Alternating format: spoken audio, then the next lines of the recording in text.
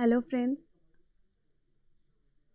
हम सीडीपी के लिए क्लासेस स्टार्ट शुरू कर रहे हैं। हमारा फर्स्ट टॉपिक है ग्रोथ एंड डेवलपमेंट, जो कि बहुत ही इम्पॉर्टेंट टॉपिक है। जैसे 1 से 2 नंबर के क्वेश्चंस आते हैं, वे डायरेक्टली क्वेश्चंस पूछे जाते हैं। फर्स्ट जिसमें कन्फ्यूज़न होता है ग्रोथ और डेवलपमेंट में, क्योंकि दोनों अगर जिसे बेसिक नॉलेज नहीं है वो सोचेगा ग्रोथ और डेवलपमेंट एक ही है, लेकिन ऐसा नहीं है। ग्रोथ और डेवलपमेंट आर डिफरेंट थिंग्स। जैसे ग्रोथ की जब हम बात करते हैं तो growth means increase in the size और स्ट्रक्चर ऑफ आवर बॉडी। हमारे बॉडी के साइज़ और स्ट्रक्चर में चेंज को ग्रोथ कहते हैं।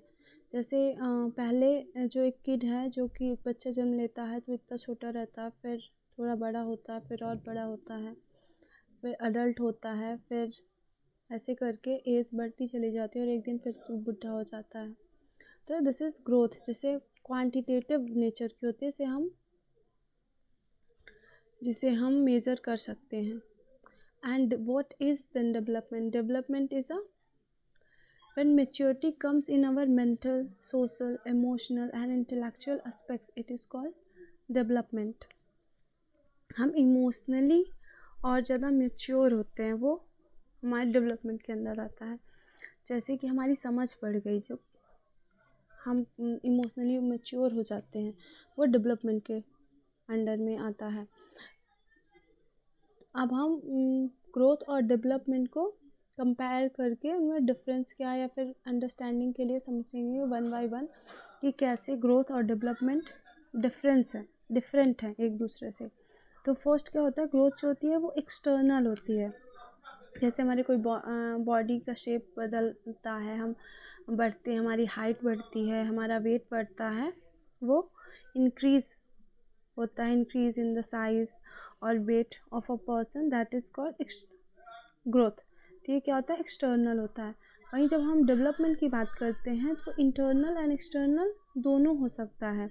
इंटरनल हमारी समझ बढ़ रही है, हमारा कॉग्निटिव डेवलपमेंट हो रहा है।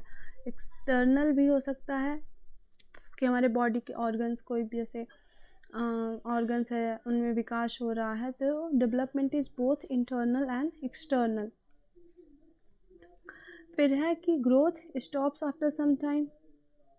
कुछ समय के बाद हमारी ग्रोथ जो है बॉडी, वो स्टॉप हो जाती है। जैसे आप हमेशा तो नहीं बढ़ते रहते हैं ना, नहीं तो फिर उसका तो कोई अंत ही नहीं होगा। एक समय आने के बाद हमारी जो लंबाई है, जो इंक्रीज़ होता है, वो रुक जाता है। हमारे जैसे जब प्रॉपर डेवलपमेंट हो जाता है तो वो एक मैच्योरिटी के बाद वो ग्रोथ जो होती है वो रुक जाती है। लेकिन डेवलपमेंट जो है वो कॉन्टीन्यूअस प्रोसेस है, वो लगातार चलती रहती है। जब एक बच्चा अपनी माँ के गर्भ में आता है तब से स्टार्ट होती है और मृत्यु तक ही चलती जाती है।